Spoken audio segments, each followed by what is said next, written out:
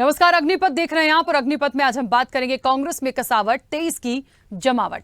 छत्तीसगढ़ कांग्रेस में बड़ा सियासी खेल चल रहा है। विधानसभा चुनाव के पहले कांग्रेस हाईकमान ने पीसीसी चीफ मोहन मरकाम को हटा दिया है। मरकाम की जगह बस्तर सांसद दीपक बैज को प्रदेश कांग्रेस की कमान सौंपी गई है। कांग्रेस में गुटिया राजनीति का यह पहला मौका नहीं है। इससे पहले भी सरकार के कामकाज को लेकर नाराजगी जता चुके स्वास्थ्य मंत्री टीएस सिंहदेव को डिप्टी सीएम बना दिया गया। बात अगर कांग्रेस संगठन की जाए तो कांग्रेस प्रभारी महासचिव को लेकर घमासान मचा था। दरअसल पीसीसी चीफ मोहन मरकाम ने अमरजीत सिंह की जगह अरुण को प्रभारी महासचिव बना दिया था। इस आदेश के 24 घंटे बाद ही छत्तीसगढ़ प्रभारी कुमारी शैलजा ने आदेश को निरस्त कर दिया और अरुण की जगह रवि घोष को प्रभारी महासचिव बनाने का आदेश दिया गया। और इसके बाद से ही कांग्रेस में घमासान मचा हुआ था। इस पूरे मामले को लेकर सीएम हाउस में मैराथन बैठक हुई थी और इसके बाद से ही माना जा रहा था कि पीसीसी चीफ मोहन मरकाम की कभी भी छुट्टी हो सकती है। अब कांग्रेस हाईकमान ने आदिवासी नेता को हटाकर दूसरे आदिवासी नेता को ही पीसीसी की कमान देकर आदिवासियों को साधने की कोशिश की है, जिस पर भाजपा ने कांग्रेस पर निशाना साधते हुए कहा कि कांग्रेस को यश मैन चाहिए, इसलिए मरकाम को हटाया गया है। उधर सांसद दीपक बैज को कमान मिलने पर पक्ष के साथ साथ विपक्ष ने भी शुभकामनाएं दी हैं। देखिए, कुल मिलाकर चुनाव नजदीक है और 23 की जमावट के लिए बदलाव किया जा रहा है। अब ये बदलाव कितना सफल होगा ये देखने वाली बात होगी। लेकिन इससे इतर एक महत्वपूर्ण बात कि कुछ बातें और आई हैं कि मोहन मरकाम जो हैं वो मंत्री पद की शपथ ले सकते हैं। उनका नाम आगे बढ़ चुका है, उनकी शपथ होनी है और इसलिए इस पद से उनको मुक्त किया गया है। दूसरी तरफ यह भी है कि कई और ऐसे भूपेश कैबिनेट में मंत्री हैं जिनके इस्तीफे लिए गए हैं। आपको बता दें, प्रेम साय सिंह टेकाम का इस्तीफा हो चुका है। तो यह बड़ा बदलाव है। सिर्फ प्रदेश कांग्रेस के जो अध्यक्ष हैं उनका बदलाव नहीं हुआ, ये तो भूपेश कैबिनेट में जो मंत्री हैं उनमें भी लगातार बड़ा फेरबदल और उठापटक देखने को मिली है। और बात वही है कि कितना बदलाव इससे देखने को मिलेगा। इस चर्चा को मैं आगे बढ़ाऊंगी, उससे पहले कुछ प्रतिक्रिया हैं वो आपको सुनाते हैं। बस्तर के ऊर्जावान सांसद हमारे साथ लगातार 2 बार के विधायक भी रहे हैं और उसके बाद सांसद बने हैं। उनको एक नया दायित्व छत्तीसगढ़ प्रदेश कांग्रेस कमेटी की जिम्मेदारी दी गई है, प्रदेश अध्यक्ष बनाया गया है। मैं उनको बहुत बहुत बधाई, शुभकामनाएं देता हूं।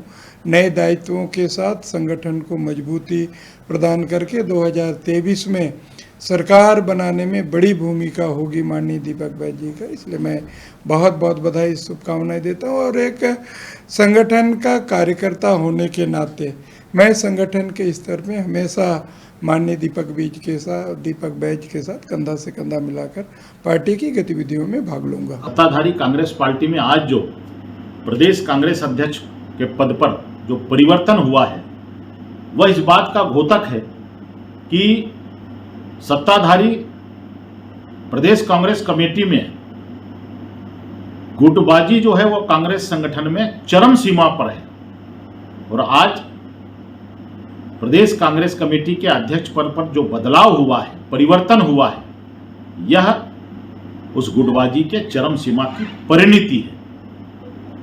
मुख्यमंत्री श्री भूपेश बघेल जी को संगठन में अपना यशमैन चाहिए। हो सकता है मोहन मरकाम ने इससे मना कर दिया होगा, उनके हिसाब से नहीं चलते होंगे। हमें ऐसा प्रतीत होता है कि मुख्यमंत्री ने मोहन मरकाम को यशमैन के रूप में ना पा करके दीपक बैज को कांग्रेस कमेटी का अध्यक्ष बनाया है। दीपक बैज जी हमारे सांसद साथी है। प्रदेश कांग्रेस कमेटी के अध्यक्ष बनने पर मैं उन्हें बधाई देता हूं। पर जिस प्रकार से कांग्रेस पार्टी ने मोहन मरकाम जी को पद से हटाया है, ये न केवल मोहन मरकाम जी का अपमान है बल्कि एक आदिवासी बेटे का भी अपमान है। उन्होंने अपने सरकार के भ्रष्टाचार को उजागर किया, इसके कारण से उन्हें पद से हटना पड़ा और लगातार मोहन मरकाम जी को कांग्रेस के अंदर अपमानित होना पड़ा।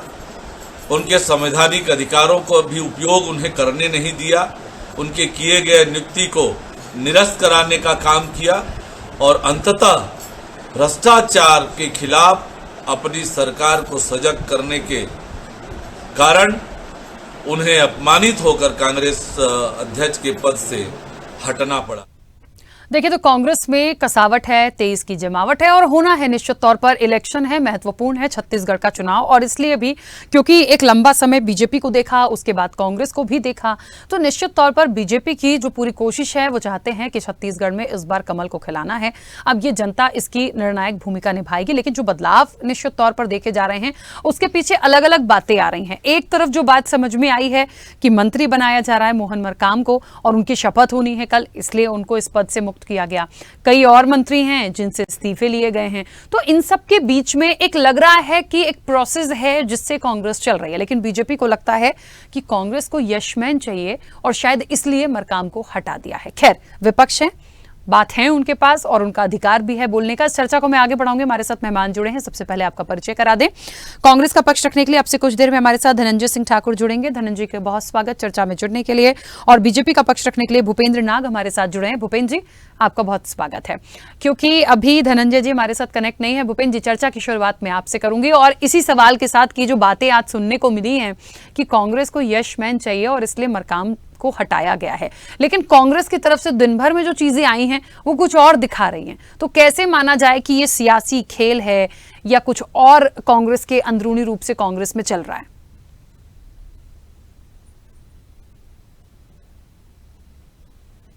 लगातार जब तक वो यशमैन बने हुए थे माननीय मोहन मरकाम जी, तब तक तो सब कुछ ठीक था। जैसे ही उन्होंने स्वतंत्र कोई निर्णय लेना शुरू किया, जैसे कुछ नियुक्तियां की, तो उन पर डंडा चलाने की शुरुआत जो है आपने न्यूज में, आपके न्यूज चैनल के माध्यम से भी आपने चलाया था, आपने देखा ही होगा कि किस प्रकार से उनके नियुक्तियों को निरस्त करने का जो प्रयास हुआ था और किया भी गया था, वो हमने देखा है। ये अंतरकलह की वानगी है। और उसके बाद अध्यक्ष से हटाकर मंत्री बनाना, कुछ मंत्री को हटाकर उनकी जगह एडजस्ट करना, ये सीधी सी बात यह है, एक डाल से दूसरे डाल में कूदने वाली बात है। क्या करना है ये तय नहीं है। चुनाव के कुछ महीने पहले कहना चाहिए जो अंतरकलह खुलकर बाहर आया है और अभी भी उनको इसमें सुधार की आवश्यकता लग रही है। इस अंतिम समय में तो कितनी तैयारी कांग्रेस की है संगठन को लेकर भी, ये समझने के बाद। लेकिन भूपेश जी, एक बात मुझे लगती है बड़ी महत्वपूर्ण है कि इस तरह से हम कह लें या समझ लें या जो भी चल रहा है, ये उठापटक और ये बदलाव वाली चीजें तो देखिए बीजेपी कांग्रेस में हमेशा मिली हैं। और दूसरी चीज, इलेक्शन होता है तो निश्चित तौर पर यदि हम किसी एक व्यक्ति को कोई दूसरी जिम्मेदारी दे रहे हैं तो उसको एक जगह से मुक्त करते हैं, किसी और को वहां पर प्लेस करते हैं। लेकिन क्या लगता है आपको कि दीपक बैज जो सांसद हैं, जिनको अब पीसीसी की कमान दी गई है छत्तीसगढ़ में, वो उस लेवल पे तमाम चीजों को कर पाएंगे? मैं उनके अनुभव को नहीं आंक रही हूं, लेकिन कांग्रेस को ऐसा लगता है कि शायद वो युवा हैं और बहुत ज्यादा अच्छा वो दे पाएंगे रिजल्ट। देखिए, पहले तो दीपक जी को बहुत शुभकामनाएं हैं नवीन दायित्व के लिए, गठन के लिए। वे कितना कर पाएंगे या नहीं कर पाएंगे ये तो मेरा विषय नहीं है, लेकिन हाँ, जैसा कि मैं भी बस्तर से आता हूं और जितना मैं जानता हूं, जब तक वे हाँ में हाँ मिलाते रहेंगे कांग्रेस के नेतृत्व के, तब तक शायद वे अच्छे अध्यक्ष रहेंगे।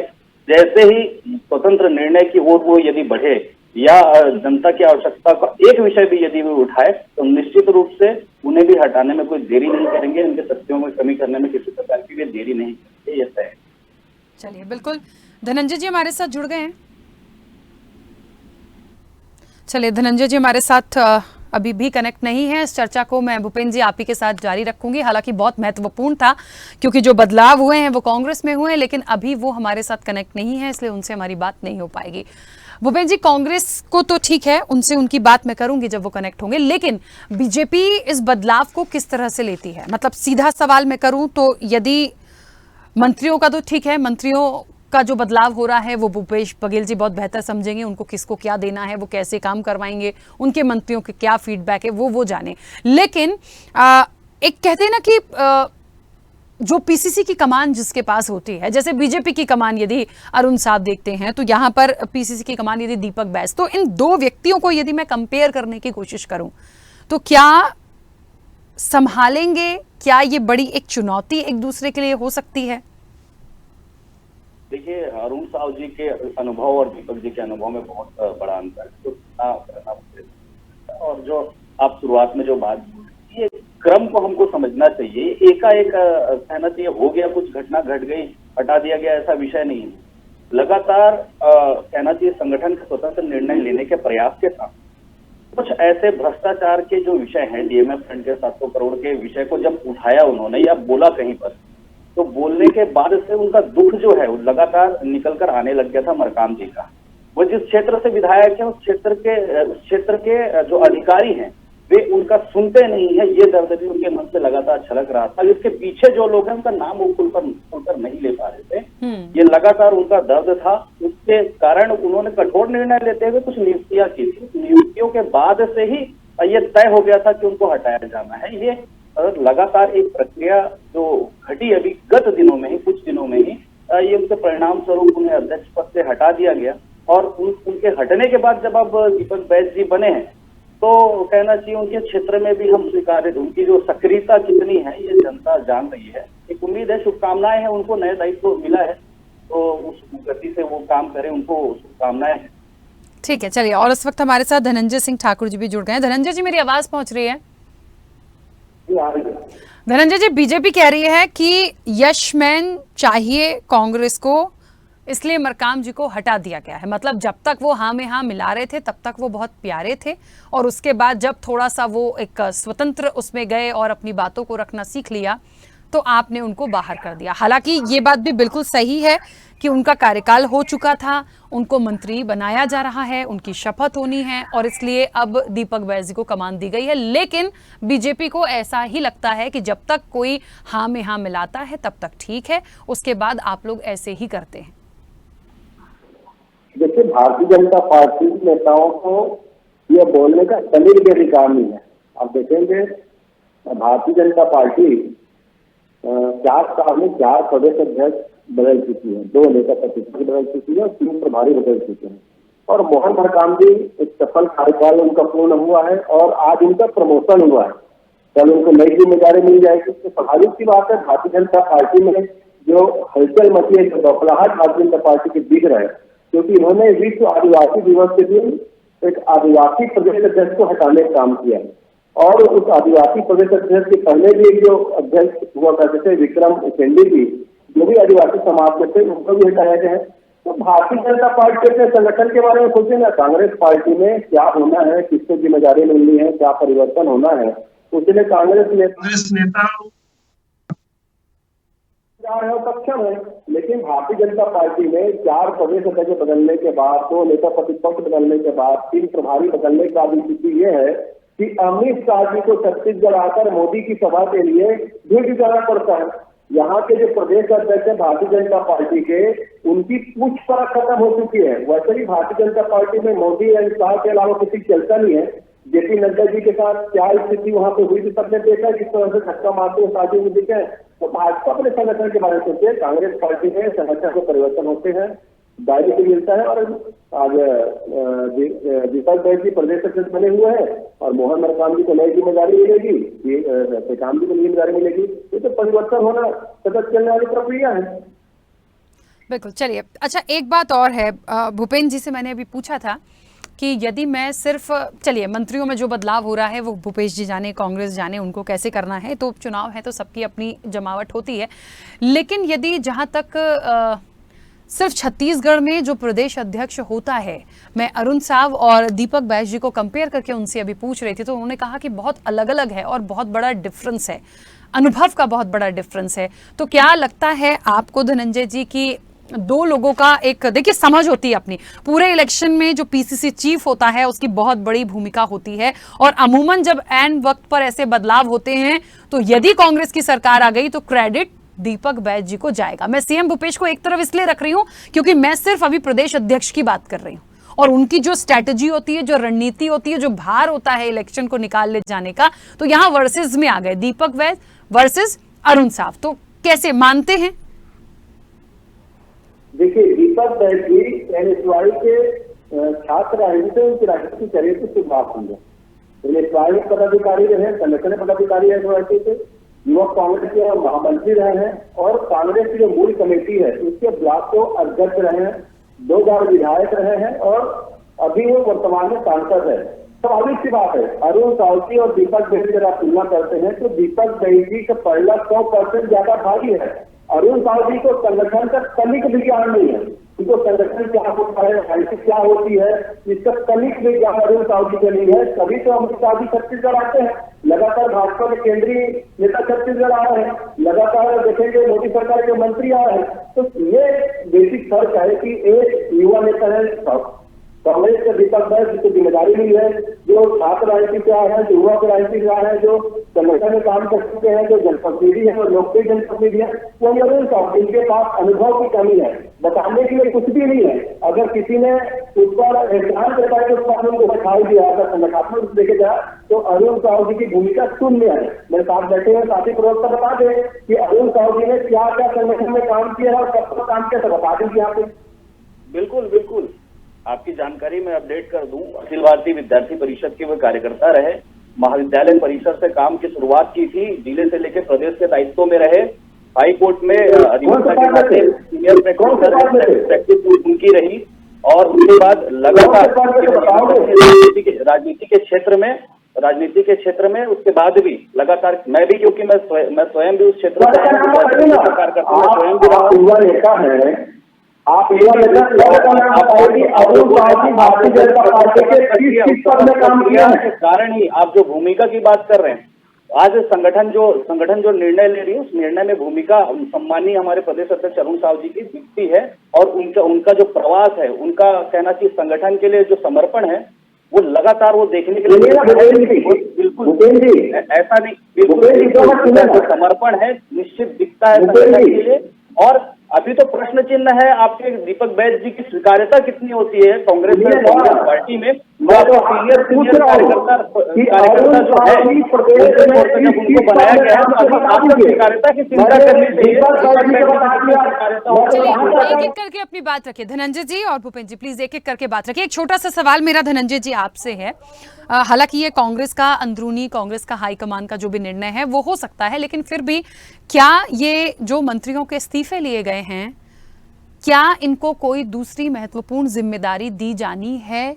क्या उनको पद में रहते हुए नहीं दी जा सकती थी, या फिर एक रिपोर्ट कार्ड मंत्रियों का भूपेश बघेल निकलवा रहे हैं और इलेक्शन है, इसलिए निश्चित तौर पर अब ये टिकट के वक्त भी देखा जाएगा कि क्या करना है, और इसीलिए जिन मंत्रियों के नाम सामने आए हैं उनके इस्तीफे लिए गए हैं? मुझसे सवाल से हाँ धनंजय जी आपसे। देखिए, मैंने पहले कहा ना कि संगठन में जिम्मेदारियां दी जाती है, जिम्मेदारियां बदलती है, प्रमोशन होता है। मोहन मरकाम जी के पास प्रदेश अध्यक्ष की जिम्मेदारी थी, उनका 3 साल का कार्यकाल पूरा हो चुका था, और उसके साथ आप देखेंगे कि कांग्रेस का जो संगठनात्मक जो चुनाव चल रहे थे, जिसमें कांग्रेस के राष्ट्रीय अध्यक्ष का चयन हुआ था, उसी दौरान प्रदेश के नेताओं ने प्रदेश अध्यक्ष की मतदान की संभावना, जब हमारे संगठन के जो निर्वाचन पदाधिकारी आए थे, तो सभी ने स्वर में कहा था कि हम मतदान नहीं करना चाहते, बल्कि सर्वसम्मति से इस प्रदेश की कार्यकारिणी को चयन करने का अधिकार केंद्रीय नेतृत्व को देते हैं, उसमें तय हो गया था। और उसके बाद मोहन मरकाम जी के कार्यकारिणी आप देखेंगे अनेक चुनाव तस्वीर तय हुए, चाहे नगरीय पंचायत के चुनाव की बात कर लूँ, मैं नगर निगम की बात कर लूँ, या फिर विधानसभा के चुनाव की बात कर लूँ, भूपेश बघेल जी की सरकार के काम के बदौलत इन सब चीजों में चुनाव की दर्ज कराई है। और आज की जो मंत्री पद से कार्य करने की खबर आपके मीडिया के माध्यम से हमको पता चल रहा है। स्वाभाविक सी बात है, उनका प्रमोशन हुआ है और टेकाम जी को भी नई जिम्मेदारी जाएगी। आज मैं प्रदेश कांग्रेस का प्रवक्ता, हो सकता है पार्टी का मुझे नई जिम्मेदारी मेरे कंधों में डाल दे, ये तो सब चलने वाली सतत प्रक्रिया है। लेकिन भारतीय जनता पार्टी अगर घरवाली आते हैं तो बना रही है, तो बताना चाहिए कि विक्रम और सेंधी का कार्यकाल पूरा नहीं हुआ, उसके बाद लिक्विड पार्टी को बना दिया, लिक्विड पार्टी कार्यकाल पूरा नहीं हुआ, और अभी अरुण साहू जी को बना दिया है। तो अरुण साहू जी भी कब तक प्रदेश अध्यक्ष रहेंगे, तो बता दिए, क्योंकि भारतीय जनता पार्टी ने उनको भी लेकर कोहापोल मचा हुआ है। और धर्मलाल कौशिक जी पहले प्रदेश अध्यक्ष थे, उनको हटाया गया, फिर लेकर प्रतिपक्ष बनाया गया, उनसे हटाया गया, आज नारायण चंदेल जी को बना दिया है। तो ये बताया ना भाई, हर 6 महीने में ये कपूरों की तरह प्रदेश अध्यक्ष बदलते हैं। धनंजय जी ये सारी बातें देखिए इसलिए निकली हैं और इसलिए इतने सवाल जवाब यहाँ पर हो रहे हैं, क्योंकि बहुत अच्छे से हमें ये तमाम बातें याद है कि जब मोहन मरकाम जी प्रदेश प्रभारी महासचिव बनाने की बात हो रही थी, तो आपने देखा होगा कि उन्होंने जो नाम सजेस्ट किया वो सामने आता है, उसके 24 घंटे बाद कुमारी शैलजा कोई और नाम दे देती हैं, फिर वो हो जाता है और फिर सब एक लाइन से सीएम हाउस की तरफ जाते हैं। तो ये जब चीजें आती हैं ना अंदर की निकल के, तो लगता है कि कुछ गुटबाजी है या आपस में बन नहीं रही कांग्रेस की। तो इस बार जो बदलाव हुआ ना, हम इस चीज को मान रहे हैं कि उनका कार्यकाल हो गया या उनको मंत्री बनाया जा रहा है, इसलिए ये तमाम चीजें की गई हैं। लेकिन विपक्ष कैसे देखेगा? विपक्ष को तो बैठे बिठाए दिख रहा है कि देखो आपस में सब लोग मैराथन दौड़ मची हुई है, सब भूपेश के पास पहुंच रहे हैं, मेरा वाला, इसलिए ये चीजें और ये सवाल उठे हैं।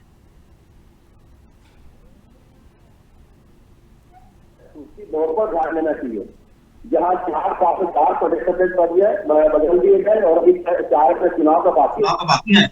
मुझे नहीं लगता कि अरुण साहु जी भी चुनाव में भूमिका निभा पाएंगे, तो अपने चेहरे उसी तौर पर ध्यान दें। दूसरी बात, कांग्रेस पार्टी सक्षम है, प्रदेश की जनता ने हमको जिम्मेदारी दी है और परिवर्तन होते रहते हैं जिम्मेदारियों में, हमारे चल रहे हैं। दूसरी बात, आपने सवाल पूछा संजय जी को लेकर, प्रभारी जी को लेकर, मोहन मरकाम जी को। स्वाभाविक सी बात है, जब वो नियुक्तियां हुई तो प्रदेश में जो नियुक्तियां होनी थी तो उन नियुक्तियों पर रुका गया है। और मोहन मरकाम जी ने भी कहा कि भाई प्रभारी जी की जो आदेश है उसका चर्चा पालन किया जाएगा, और हमारे तो नियुक्ति की प्रक्रिया चल रही है, तो बीच में कोई नियुक्ति होना नहीं है, इसलिए सारी चीजें हुई है।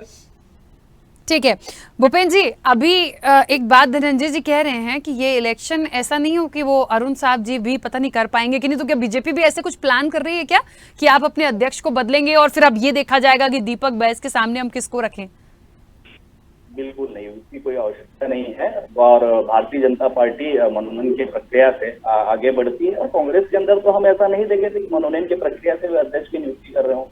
लेकिन किस प्रकार से जो घटनाक्रम मैंने जो आपको बताया था, जो घटा है, और वो इसे प्रमोशन बता दे रहे हैं, इस प्रकार से उन्होंने वो जो डीएमएफ फंड के लिए जो आवाज उठाई और उसके बाद जो नियुक्तियां की, उस कारण से वो यसमैन नहीं रह गए, उन पर हंटर चला है और उनको अपमानित करके हटाया गया है, और वो प्रमोशन उस जगह पे पाने जा रहे हैं जहां पे प्रमोशन पहले से पाके टीएस बाबा जी जब बैठे हुए थे, कुछ कर नहीं पा रहे थे और त्याग पत्र देके उसके बाद वो चले गए, वहां पे जाकर वो बैठेंगे। मेरा कहने का मतलब ये है, जितने भी मंत्री हैं उनके पास कोई शक्तियां नहीं है, केंद्रित है मुख्यमंत्री जी और कुछ लोगों के पास ये सारी शक्तियां केंद्रित है। वो मंत्री तो बन जाएंगे लेकिन वो किसी काम को मतलब आपको ऐसा लग रहा है कि फिर मैं प्रेम साय सिंह टेकाम की बात करूं, मैं कवासी लखमा की बात करूं, मैं अनिला भेड़िया, जो तमाम लोगों के जो आज इस्तीफे की बात की गई है, आज जो आई है चर्चा, मतलब ये सारे लोग जो हैं अगेंस्ट होने लगे इसलिए इस्तीफा लिया है, ऐसे हम ऐसे बीजेपी कैसे कह सकती है? वो थे तब भी और वो नहीं थे तब भी, सारी जो निर्णय थे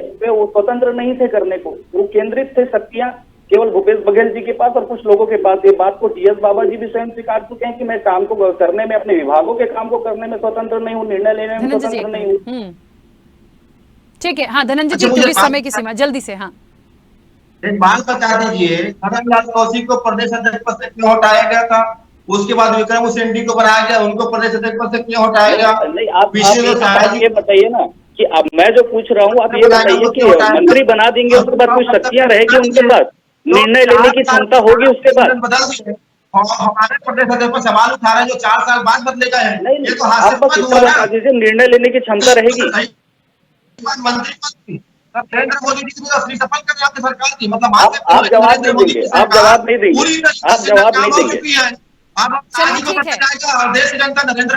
धनंजय जी और भूपेन जी, क्योंकि समय हो गया है, इस पर और चर्चा हो सकती थी लेकिन समय हो गया। आप दोनों का बहुत शुक्रिया इस चर्चा में जुड़ने के लिए। फिर दोबारा कभी चर्चा में दोबारा बैठेंगे, इलेक्शन क्योंकि है तो बैठ के और चर्चाएं होती रहेंगी। लेकिन ये एक बात तो है कि कांग्रेस में जो कसावट है वो 23 की जमावट है, बिल्कुल जमावट कही जा सकती है, क्योंकि इलेक्शन है और जीत तो सबको प्यारी होती है। तो कांग्रेस को क्या करना है वो कांग्रेस कर रही है, अब बीजेपी इससे कैसे पार पाएगी ये बीजेपी को देखना है, क्योंकि सत्ता में कांग्रेस, विपक्ष में बीजेपी है और बीजेपी का पूरा टारगेट कमल खिलाना है। क्या ऐसा होगा ये आने वाले समय में देखेंगे। चर्चा में इतना ही, दीजिए इजाजत, नमस्कार। ऐसे ही वीडियोस के लिए लाइक करें, शेयर करें, फॉलो करें, YouTube पर जाकर सब्सक्राइब कर बेल आइकन दबाना ना भूलें और ताजा अपडेट्स के लिए स्वदेशलाइव.com पर जरूर जाएं।